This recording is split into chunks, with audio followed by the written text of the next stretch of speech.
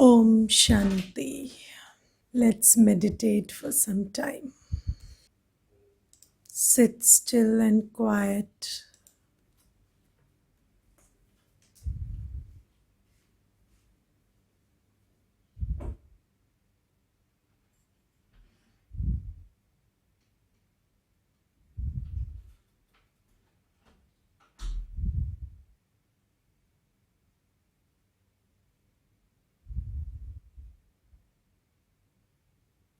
Allow everything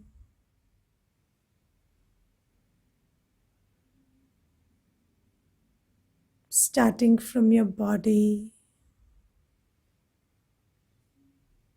everything around you, just allow it to fade away.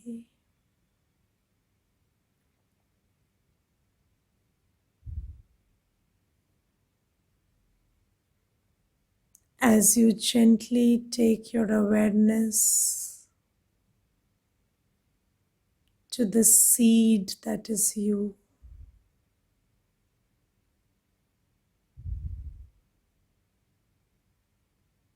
Slowly, as you move your awareness to yourself, the soul, the seed,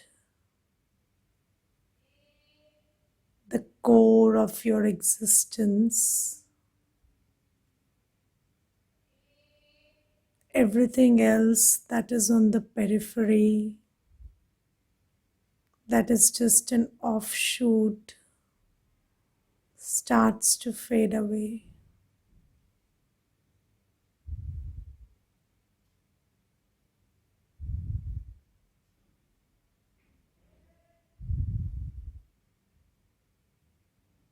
At this point of time, I am only aware of myself, the light, the seed, the being.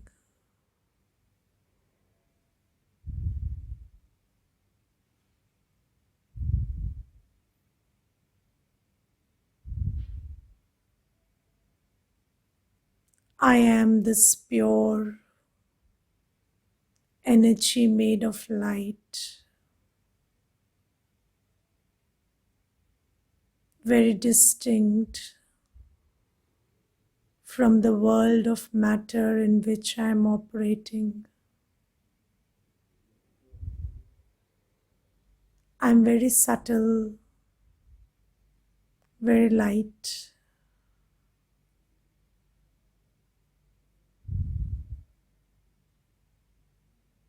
I operate in this world, but I am not of this world. I am not in consonance with the energy of this world.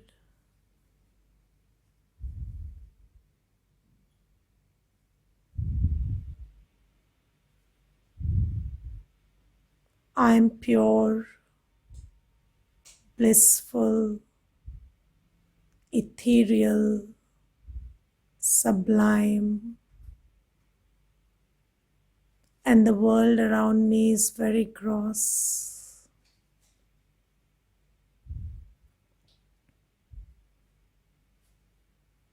I am pulled by the world that I really belong to, that world of light, of absolute peace and purity, of absolute stillness and silence that lies in the beyond.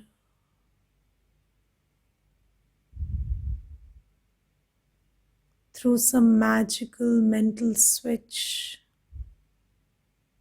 I end up in that world.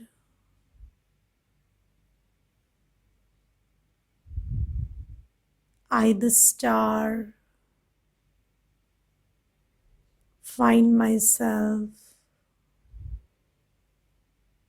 in that golden red sky where all around me is absolute silence. There is no sound, not even the sound of a thought.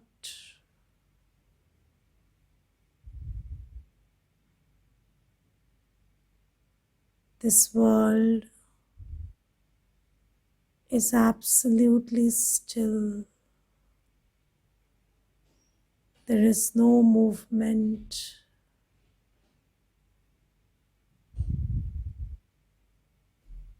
And there is a sweet peace, a peace which is energizing, recharging, which is replenishing in nature. I, the soul, just sit in that world and allow the peace of that world to become a part of me.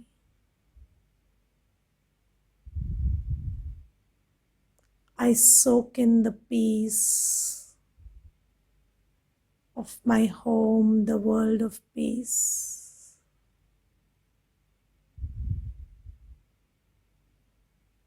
I, the soul, unwind and allow that peace to color me.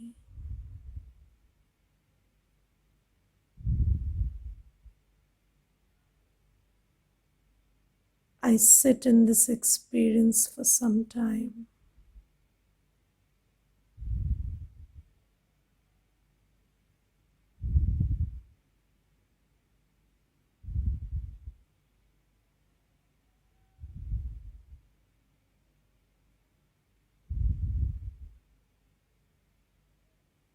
Now gently come back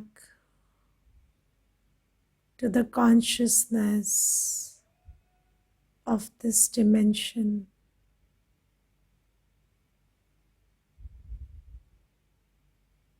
Recharged and replenished.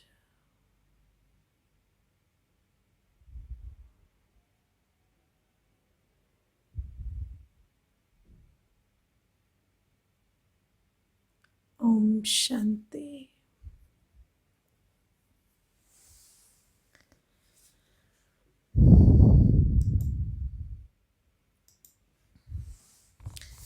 Could you do a little bit of it? How many could do a little bit? Okay, so even though the mind doesn't get very stable, but this is the practice you have to keep doing until you can stabilize it. All right.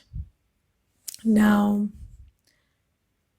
today I want to talk about karma, just like I promised. So now in the beginning, we had 4 questions. Who am I? Who do I belong to? Where do I come from? And what do I need to do? So, having dealt with the first 3 questions in some measure, so we talked about who I am, we talked about who I belong to, what is my home like, where do I come from, and then today we will talk about what do I need to do, because these 4 questions are connected with each other. You cannot think and talk about what you need to do until and unless these other 3 questions are in place. So that is why dharma and karma are related. So when we say karma, we have to talk about dharma first. So dharma of a person is defined by these three questions. Who am I? Who do I belong to? Where do I come from? So that dharma, that sense of self, that defines your karma. So when you don't have a sense of who you are, it is very difficult to define what is the right kind of karma for you to do, because what karma you should or shouldn't do is in keeping with who you are. So if I put it in a very simple statement, it goes like this. So if I am a mother, I think like a mother, talk like a mother, and act like a mother. If I'm a doctor, I think like a doctor, I speak like a doctor, and I act like one. So who you are, your sense of self, is very connected to what you think is the right thing to do. So when a mother worries and you tell her not to worry, and you tell her that this worrying is having an effect on her body, and it is also sending out wrong energy to the child, because when you are worrying, you create an image of something wrong that is going to happen to your child. So when you send out this message to the woman who thinks she's a mother, or for in the first place she thinks she's a woman, and then she thinks she's a mother, because the soul is neither a woman nor a mother. That's a role and that's a body. But when you move with this idea, then it is very difficult for a mother to not worry. So when you say you are a mother but you don't worry, then the mother would reply that my mother worried, and my grandmother worried, and her grandmother worried. So then we need to worry as mothers.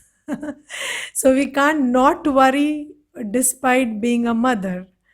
So, first, you have to define who you are, because if you are not clear about who you are, then there is a conditioning related to what is the right kind of thing to do related to every consciousness that we are carrying in this world.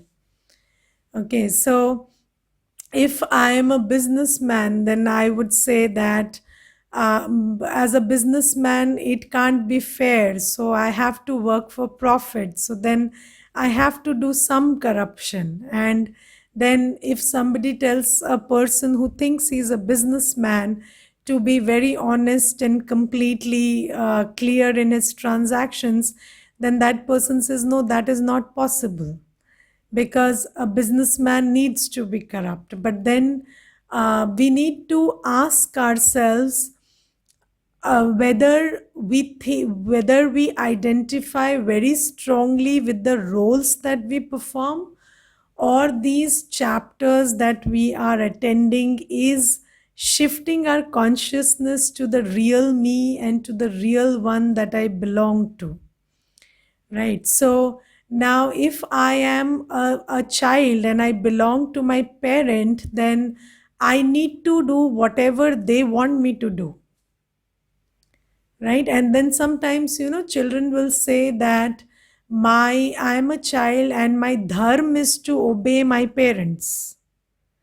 So if your dharma is to obey your parents, and your parents have a certain idea about right and wrong action and they pass it on to you, then you think it is your dharma to carry forward that stream of thought also, and your dharma to carry forward that action also. So maybe if you are very talented and you could be a doctor or an engineer, but your parent is a milkman, and they think that this tradition has to go on.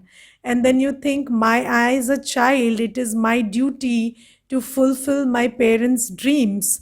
Then you will not do justice to your talent, because you will be motivated by your dharma as a child. So this dharma and karma are very related. I don't know how much I'm able to convey it to you, but this is how it is related. And if you do not change your consciousness about who you are, then there can be no change in karma. So this is why when we talk about conventional religion, then conventional religion always taught us what to do and what not to do, right? So it's not that we didn't know what is to be done and what is not to be done. We had a fair enough, good enough idea about what you think is the right thing to do and what is you think is the wrong thing to do, but we couldn't follow what was written in the Gita or the Ramayana or anything, because the consciousness that we carried was very different from the way it was professed, the right kind of action was professed. For example, it was said that Purushottam Ram did this and Purushottam Ram did that. So you said, I'm not Purushottam Ram, so the story is over. I don't need to do what he did, because he was Purushottam Ram. I am not Purushottam Ram. So, and then Shri Krishna said whatever he said for Arjun. So I am not Arjun. And I don't need to follow the Gita, because that Gita was spoken to Arjun. So, what is your consciousness of who you are defines what you will accept as a philosophy, or what you will accept as right action or wrong action. So now that we have completed our, or at least it is never complete, but we have a fair idea about who we are. So, as a soul, what is your religion? What is your dharma? So, what did I tell you about your dharma as a soul? So, you, the soul, are a pure, peaceful, loveful, blissful, powerful, and happy soul, right? So, that is your dharma, that is your quality. And your dharma defines your karma. That means whatever you do should build on you. That is, it should make you a more peaceful, more pure, more blissful, more powerful person. It should not rob you of your energy, because whatever robs you of your internal energy is against your dharma. So it is going against yourself. All right. So, and then who do I belong to? If I belong to God, then I need to check my actions according to what God says and God professes and God wants me to do, because God is my parent and God is who I'm accountable to. So, who are you accountable to? You think you are accountable to somebody? So when you are accountable to a human being, then you have to live according to their dictates. So if you think you are an employee and you are accountable to the boss, and the boss wants you to do something which goes against your sense of right thing to do and wrong thing to do, you have to still go and do it, because that is the person you are accountable to. So when you think of yourself as a soul, only then you are accountable to the purest of pure, and only then do you know that I am only accountable and answerable to God. I am not accountable to anybody or any person or anything on this planet other than God. Do you think that is the truth, or are you accountable to people and places and things and positions and bosses and other people? So this is why we we perform negative karma because we think, so there are influences which people and positions exert on us because we think that I am accountable to this person and that person, so then they are able to influence us. Sometimes they are able to influence us with the energy of attraction. Sometimes they are able to influence us with the energy of fear. So sometimes somebody will threaten you, sometimes somebody will attract you. But then, if you belong to that person, then you cannot be free from that influence. Okay, so that is why a person is not able to, it is not that we don't have a lot of idea about what is the right thing to do or wrong thing to do, but it is because of this idea about who am I and who I belong to that this whole thing becomes skewed. So, so I will tell you one thing. Like, I know of a husband and wife, and then the wife will keep complaining about her mother-in-law, and then the husband once said, "ये मुझे भड़काती रहती है." तो तो I said, तो आप भड़कते क्यों हैं? आप मत भड़किए ना, वो भड़काती है तो आप मत भड़किए। तो बोलते नहीं, पर इसकी सुननी पड़ती है ना। तो तो क्यों सुननी पड़ती है ना? तो when you know that you don't have to listen to somebody, or that person is manipulating a fact, or that person is trying to bring out an attitude from you or a behavior from you which you think is not the right thing to do. I am not talking about whether it is the right thing to do or not, but in that case, that brother said, I don't think that is the right thing to do. But then why do you become influenced? Because you are under the influence of attachment and lust.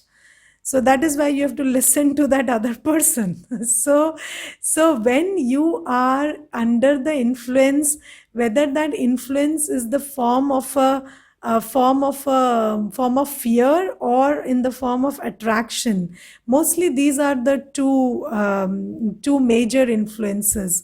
So desire and fear. So if you desire something and you think that this person is the source of fulfilling that desire, or if you are under the influence of that person because you are afraid, then these two energies will always affect your karma. So when we talk about karma, so I always believe that good karma is the luxury available to a powerful soul. So a weak soul doesn't have the privilege of good karma. So a karma is a very powerful instrument, but that instrument is only available to a powerful soul. If I'm a weak soul, then knowledge about karma doesn't help. It only makes you feel miserable. All right. So if I am a powerless soul and I come to know that this is bad karma that I'm performing, that is bad karma, but I'm still under the influence of money, I'm still under the influence of people, I'm still under the influence of my body consciousness and my role consciousness. So I think I'm this, so I have to do this, or this is what I'm supposed to do. So if I am under all these influences, then I cannot do the right thing even if I know this is the right thing to do. And then knowing that this is the right thing to do only makes me guilty. Okay, so I only feel guilty that I'm not doing this and I should do this. But it's not about should and shouldn't. Why? Because in any ways you have to bear the brunt of what you do. So there is no should or shouldn't dictated by other people. So if you have to endure whatever you do, or you have to reap what you sow, then it's not about should or shouldn't. It's about bettering your quality of life and taking responsibility about how you want your life to be. So, karma is the seed and life is the fruit. So, whatever goes on in your mind goes on in your life. So, whatever you do with your life is what life gives you back. So then you need to know that this karma philosophy is not to make you feel miserable. It's not to do, it's not to make you feel, it's not to make you feel bad about whatever you are doing. It's a privilege of a powerful soul, and it is recommended that we become powerful, we take the steps to be powerful, and then take our karma as our responsibility. Now, as I told you, karma is related to who am I, who do I belong to, and where do I come from, and where I come from is where I have to go back. Okay, so ultimately, we all have to go back to that home. And that home is a world of peace and a world of purity. So, if you self sabotage your energy by indulging in karma that you're not supposed to indulge in, and then you work against yourself and you create an impure and peaceful self out of yourself, then it makes you difficult to go back home, or it makes you difficult to feel the energy and the quietness and the comfort of your home. So, this is what karma is all about. So, karma is about knowing who you are, knowing who you belong to, who you are accountable to, knowing where you have to go back, and then doing things according to that. Okay, now let me explain what karma is. So, I gave you a little background about it. Karma is a very big subject, and it requires strength for me also to come up and talk about it, because I don't know whether I can cover everything about karma, but I'm trying as much as I can. Okay, so karma is not one chapter thing, all right? So, now, first things first, what is karma? So, what I have understood is what you do with your body, what you do with your mind, what you do with your money, what you do with your time, what you do with your energy, what you do with your relationships and responsibilities, what you do with your speech, and how you act. All of this creates karma. Okay, so all these things create karma. Karma is not a one dimensional thing. It's what you do with your body, what you do with your mind, what you do with your money, time, energy, your relationships and responsibilities, and what you do with your speech and capacity to act. All of that is karma. Now, you see, there are three ways in which wrong karma or negative. First is neglect. Second is abuse. And there is a third kind of negative karma, which is taking sorrow. Okay, so first is neglect, second is abuse, and then there is taking sorrow. So now, why do you? I told you about the resources that we have been given. So let's take, for example, body. So, what do you think this body is for? Why have you been given a body? You know, there are people who do not have physically fit bodies.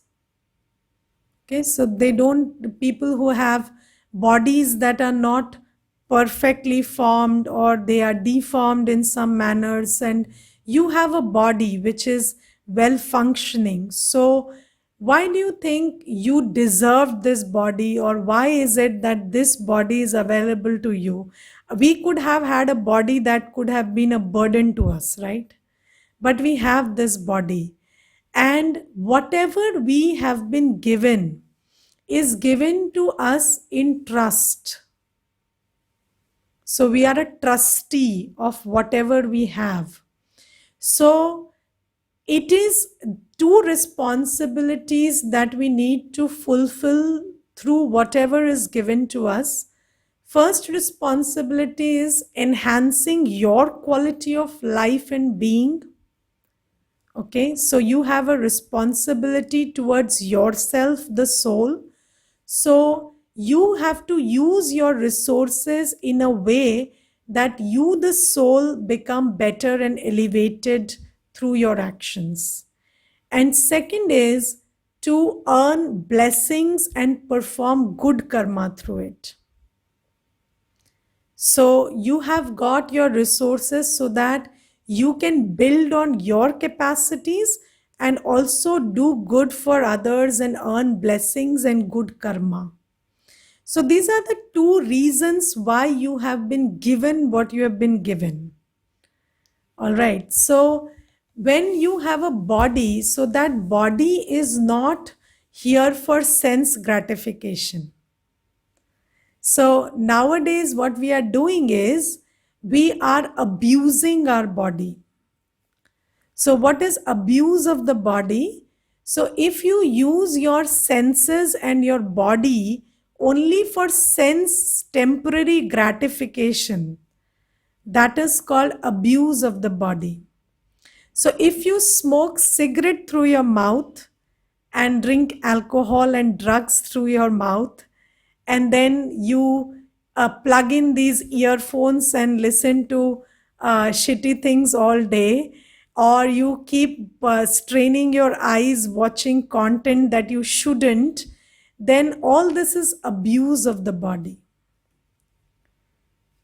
So, and this abuse you will have to pay for later on. Yes, and people are paying for it, right? So, too much of mobile usage, you have a carpal tunnel syndrome, you have a irritated thumb syndrome, and I don't know what all you have. So there is cervical and spondylitis and all of that. So why? Because if you abuse a resource, you pay for it. And then if somebody is taking drugs or alcohol, then their liver gets damaged or they have some mental issue or something else, and then they end up paying for it, and the body suffers for what you do through the body, and the mind also suffers. So the suffering can be multidimensional, but it is because we forget this one law that whatever has been given to us has been given to us in trust.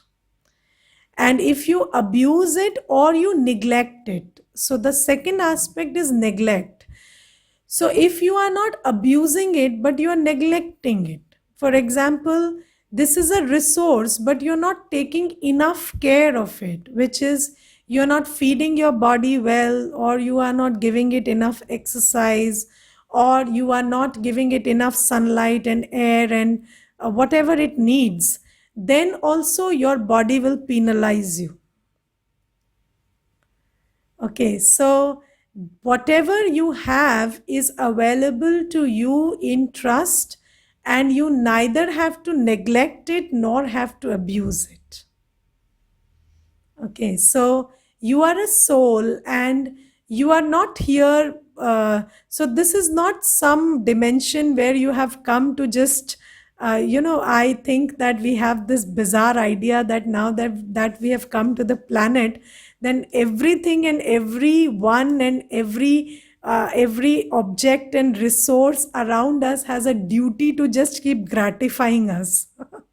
But that is not why you are here. You are here, you are a soul, and you are here, and resources have been given to you so that you multiply them and make them better. It's not for your gratification that you have what you have. So this abuse and neglect of the body is results in bad karma, and people suffer because of that bad karma. Now, when we talk about the mind, so then if you neglect the mind, that is, you see, the mind needs active thinking. So you need to nurture your mind with positive and elevated thoughts. Now, if you just keep passively consuming, what are you doing with your mind these days? The minds have become rusty vessels, so they don't move. So there is no churning that the mind takes place. So um, I have this issue. I have very less issues in life, but I have an issue with students. So every time I give a class, after that class there'll be questions, and then when I tell them to reflect on their own, they say nothing is coming up. Or you reflect, you churn, and you give the answer. So I am a soul, I have a mind, I can churn. Why can't you churn? So you also have a mind. Why don't you churn on your own? So you need to use your resources in the direction they are meant to be used. Nowadays, do you observe how much of passive thinking we engage in? Somebody is talking, we are just listening. Somebody is showing, we are just seeing. Somebody is doing something, we are just following. So there is no active man buddhi engagement.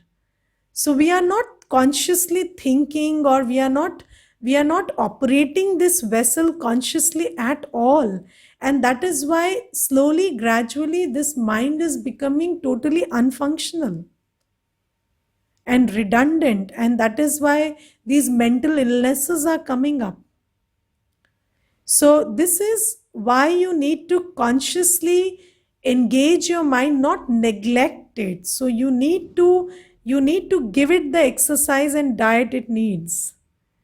Just like your body needs exercise and diet, your mind also needs exercise and diet. So don't feed it junk. Feed it the things it needs for self reflection and things that prod it to think in the right direction. And then exercise also. So you have to take your mind to the soul world, you have to take your mind to the charging zone. So that is exercise. All right. So, and then abuse of mind. So, abuse of mind also, how are you using your mind for pleasure again? So we are passively watching all that content that gives us an emotional high, or it triggers our senses of lust and attachment and ego and all of that, and then we kind of indulge in that and then feel that pleasure through the mind. So we watch something, we hear something, and then our mind keeps absorbing that emotional food that it is being served, and then it feeds on it and just relishes it. So all that is abuse of mind. So there is the body that we are abusing, there is the mind that we are abusing, and then there is money that we are abusing and neglecting both. So if you neglect money, that is, you don't think of earning your bread, that's not a good idea. So you need money, you need to earn it. And everybody should earn money, or at least justify their expenses. So it's not necessary that everybody earns money the direct way, but you should earn what you are using. So if I am not doing a job, then I must do justice to whatever resources I'm using. So I don't have to neglect this aspect, because if I'm just taking money and not doing justice to it, then it causes a burden on me. Okay, so if you're taking from somebody and you're not giving them the proportionate service, then that is That is what causes an imbalance, and then you will feel indebted and obliged, and you will come under the influence of that person if you're not giving the proper return. Okay, so that is neglect. And then there is abuse. So when you have money, what is it that it is to be spent on? So, can you just today perform a check on how many things you have accumulated over the years which you never use? Just look around your house and see how many things you have accumulated which you never use. Okay, so all that is abuse of money. Okay, so how much of food that you buy and eat which your body doesn't need? How many clothes have you bought which you don't need? So all that is abuse of money. And there is an opportunity cost, because that money could have been spent for somebody's upliftment and somebody's well-being. So this is why, this hoarding and this selfishness that we are all engaging in is giving rise to a world where 5% of the people have 95% of the resources, and then other than the 5%, all others are suffering. So this kind of a lopsided world is our creation, because we don't take our money as a trustee. So this is something. So your money has to be put to good use. What about your time? How much of time do you waste? How much of time do you waste? And when people tell me we don't have time, I say this is the biggest lie on earth, because the kind of business internet is doing is is proof enough that we have a lot of time at our disposal, like too much, way too much time at our disposal. And if you ask me, the biggest problem of life today is too much of time available to us, which is all going into creating wrong karma. So yesterday somebody was asking me about how to let go of things. So I told, find something better to do. So we have too much time. That is why we keep doing and thinking of things that don't even need or deserve our attention. But we do all that wasteful, unproductive activity we engage in because of too much time at our hand. So you should have a timetable of how you want to use your time and what you should do from hour to hour. It's a very important practice that everybody should have. And personally, we at the center, every sister in the center has a timetable. We don't have any time which is unplanned. So there is a time, and I'm not saying that you slog yourself or you don't give yourself social time or leisure time, but that time should be fixed. So you should have time for leisure, you should have social time, you should have time to unwind, you should have time to meditate, you should have time to work, you should have time for reflection, you should have time for seva. You should have time fixed for everything. And if you don't fix your time, then that time just whiles away. And it creates a burden. And we all feel that burden that we are accumulating because of wastage of time. Okay, so neglecting what you have to do also causes a burden. So if you don't give yourself leisure also, that will cost you. So you don't have to neglect what you need to do with your time, or you don't have to overdo it or underdo it or abuse your time by doing what you don't need to do. So when I say neglect, it means not doing what you need to do with that resource. And when I say abuse, means doing what you don't need to do with that resource. Okay, so we talked about 4 resources. You think about this and from today until tomorrow and day after, because we will meet on Monday now. But I want you to think about karma in the light of you being a soul, and you trying to create a peaceful and stable and happy self for yourself, and also coming to a place where your conscience doesn't bite. So when you neglect or abuse, your conscience bites, because that is not the design. So when you go against your conscience, then it starts biting you. And that is why we have these feelings of fear and insecurity, and we don't feel sure of ourselves, because we are creating karmic burden through this neglect and abuse.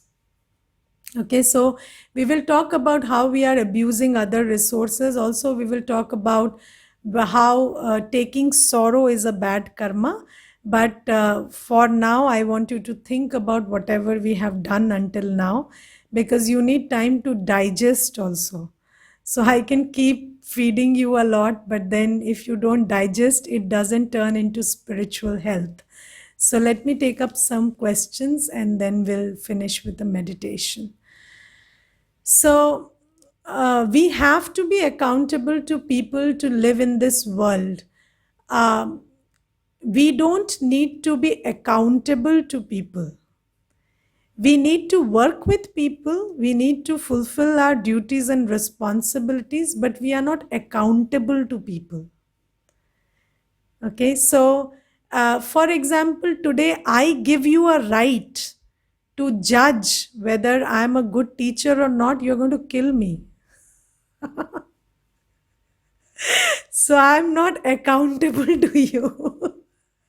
I'm doing my duty in the best, in the sense that I feel best is best, and I'm accountable to God for doing this. So I take his directions, I ask him whether I'm doing it less or more, and I do it in alignment with my conscience. But I'm not accountable to you, I'm accountable to God for this. So, this is how you move in life. And when you start being accountable to people, they start driving you crazy.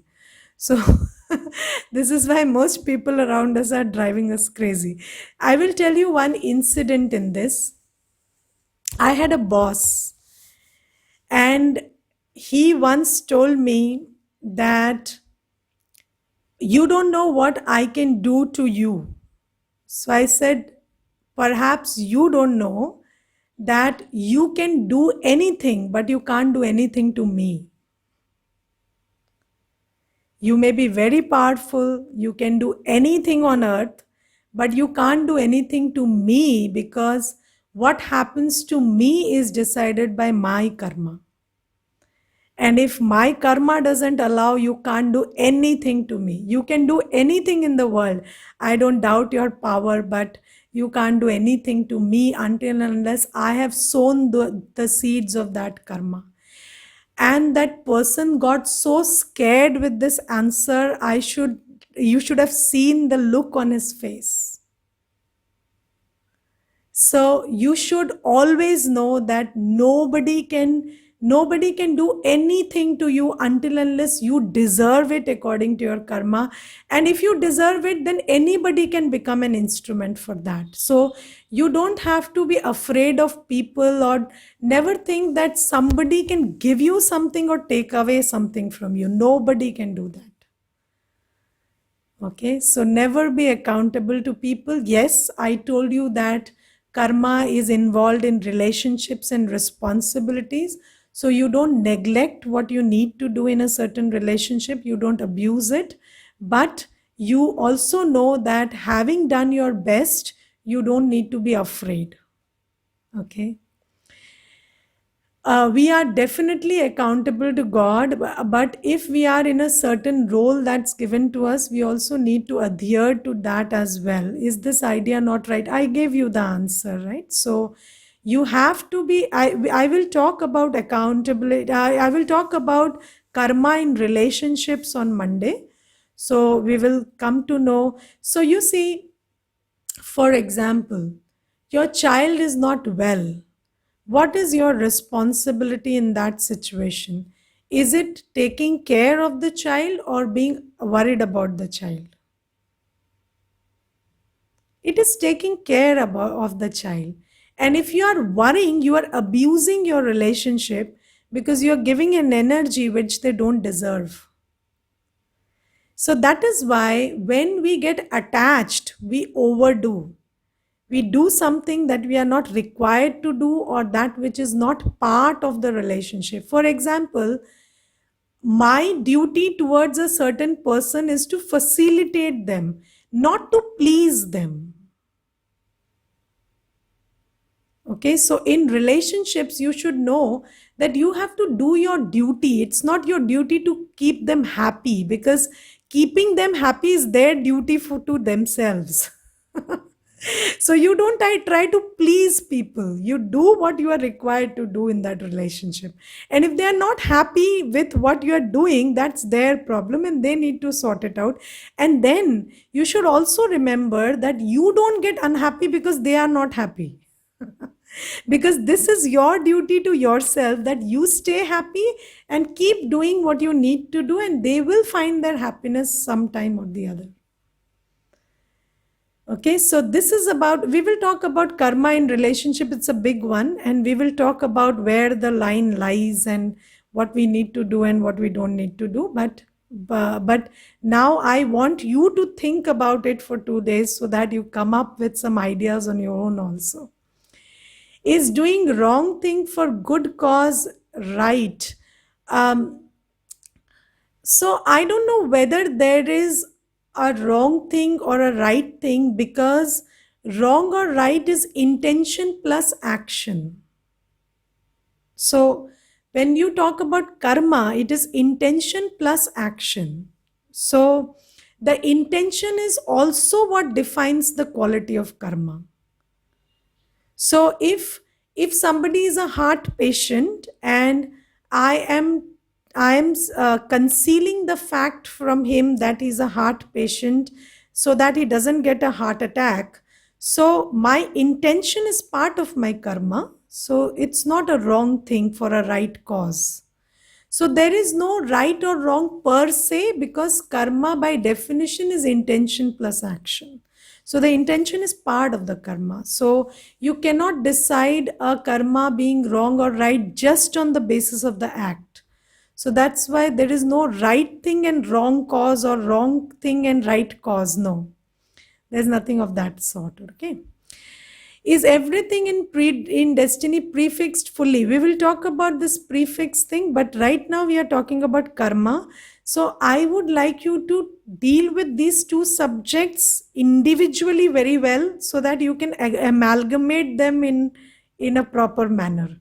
So there is predestination and there is karma. It is not mutually exclusive.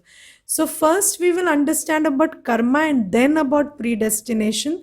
But when you understand both these things individually accurately, you will be able to amalgamate them properly. Otherwise, you will always be with this question, this vis-a-vis that, but it's not vis-a-vis that, it is this plus that. Okay. Okay.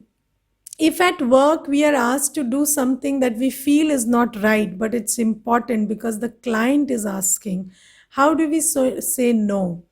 See, you need to assess your profit and loss in this situation. So, and let me tell you one thing. I told you good karma is a privilege of a powerful soul. So when you assess what you are going to lose and what karma you are creating, your power is also taken into account. For example, if I don't have the power to suppose I lose 500 rupees because of something, but I'm so attached to money that 500 rupees looks like 5 lakhs to me, then I will end up doing anything for that 500 rupees. So it is about my power also. So I cannot give you a solution in these situations because your choice depends on your power.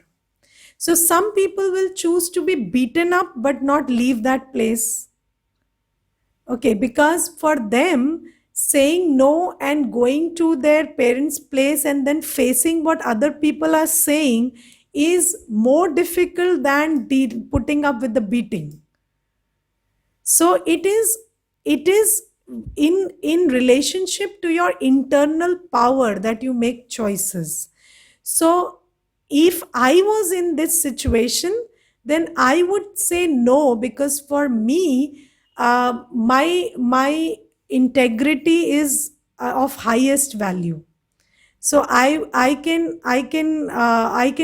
cannot compromise with that. So it depends from individual to individual, and that is why we are talking about this self development or self mastery, so that you come to a place where you hold karma and your integrity and your sanskar in the highest order, and then everything else is below that. So when questions get answered. All right. Why some are born as physically or mentally challenged? So this has something to do with past karma, but I will tell you one thing, that there is a sensibility that we have to attach to past life events. So if somebody is born in a poor family, or somebody is born disabled, and they come and ask you that why am I the way I am, so we don't say it is because of your karma because that is bad karma on your part to say that to that person who is already suffering. So then you say this is destiny. But destiny is created through karma. Okay, so this is why you should know that it is because of karma, but you should also know where to use the word destiny and where to use the word karma. Because you see, see, there is a knife, and that knife, if you hold it right, it can cut vegetables. If you hold it wrong, it will cut your hand. So karma philosophy is like that. If you use the theory of karma right, it will help you create good karma in the future. But if you use it against yourself, that okay, this is happening because I did something bad in the past, so I'm a miserable person, I'm a bad person, and you start labeling yourself according to what is happening in your life, then this is using the knife in the wrong way. So when these kind of things come up, then you say this is destiny, and whatever is served has to be accepted and dealt with. But at this moment, I talk about karma, and I will see what is the best course of action I can engage in. Okay. All right. How to decide proper amount of work against salary as owner wants more and more work. So this is a very big question. So you see, you need to estimate that in your head, that this is the amount of work that I will do, and then you start saying no, and you say that no with humility, and try to assess how far that no works. Okay, so just like I in office used to say, no, in this salary I will only do this much. So, and you want more, you raise the salary. So now the other, I used to say it in humor, so that that doesn't pinch the other person, and also the message goes across. And then you come to a negotiation with this humor and humility. So you can sometimes put across your point very lightly and check how it's going through.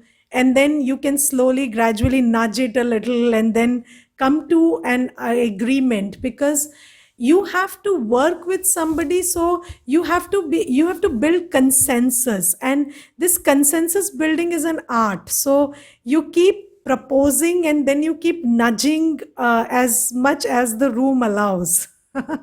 So then you come to an agreement. I don't know, Nivesh bhai, is that okay? So this is how you do it. There is no very clean way of doing this. What after death? Do we meet God and get lot of love or fried in a kadhai? So we will talk about what happens after death in one session. So remind me if I miss it. So we will talk about that. So you will, what happens to you after death is not very different to what happens to you in life, because whatever happens to you depends on your attitude. Okay, so if you have created an attitude for yourself where you always feel like being fried in a kadhai, then after death also you feel the same, because the soul carries that sanskar.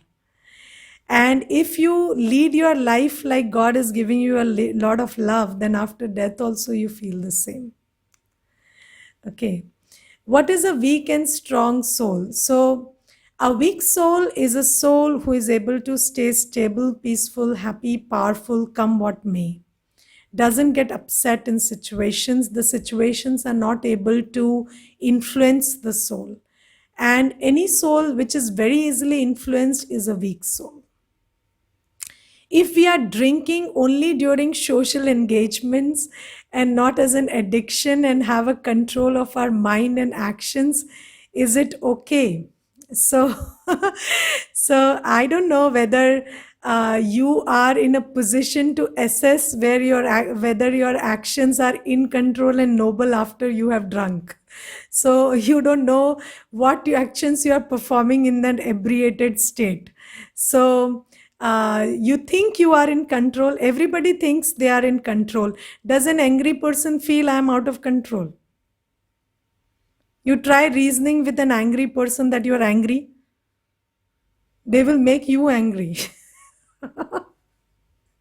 So you cannot say I am in control or not in control when you're not in control.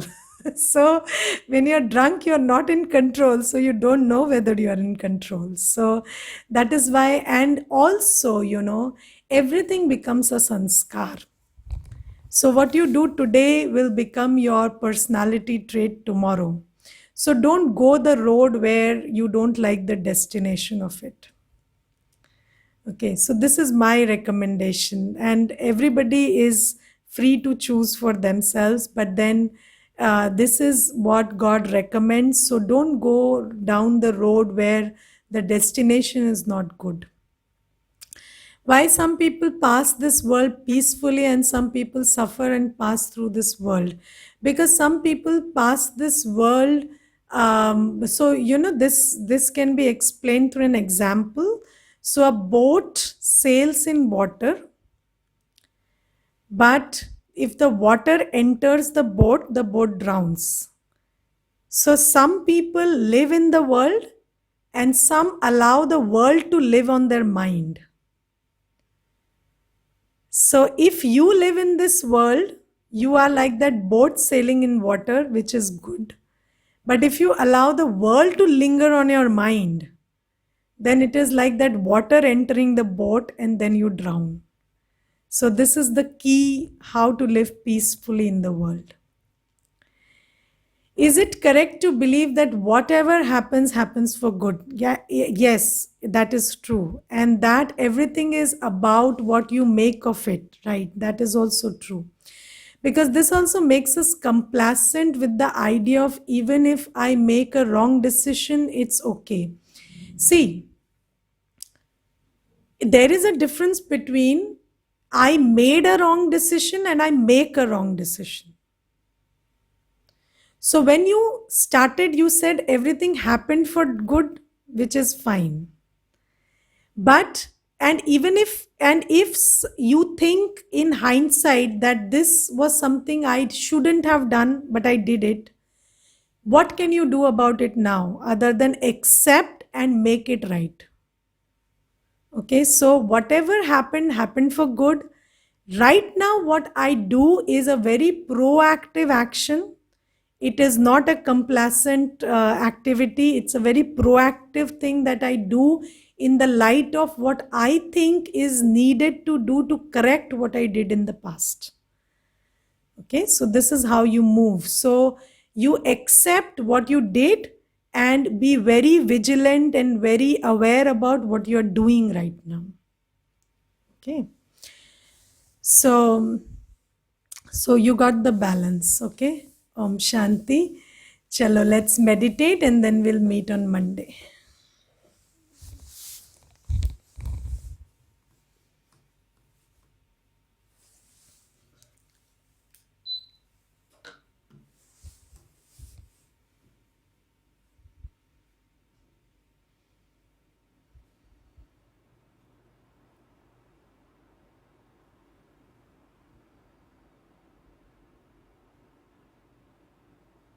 Sit still and know who you are.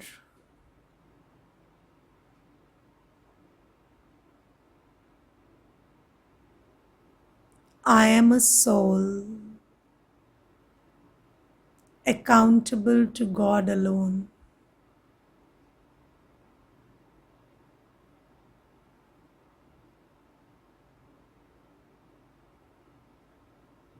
Whatever I do has a consequence, and I have to bear that consequence.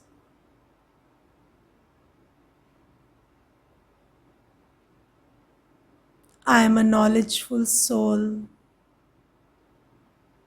I do not do anything under influence.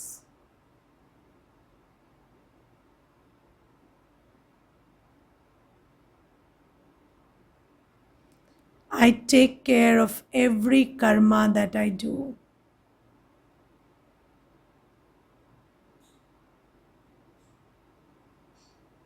I do not neglect or abuse any resource that is placed with me.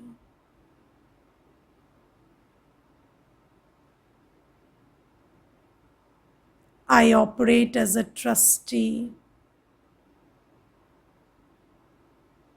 and use every resource in a way that it uplifts me and uplifts others around me.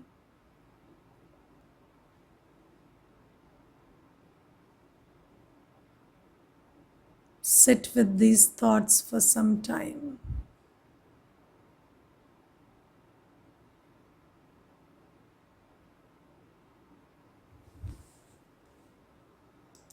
Om Shanti.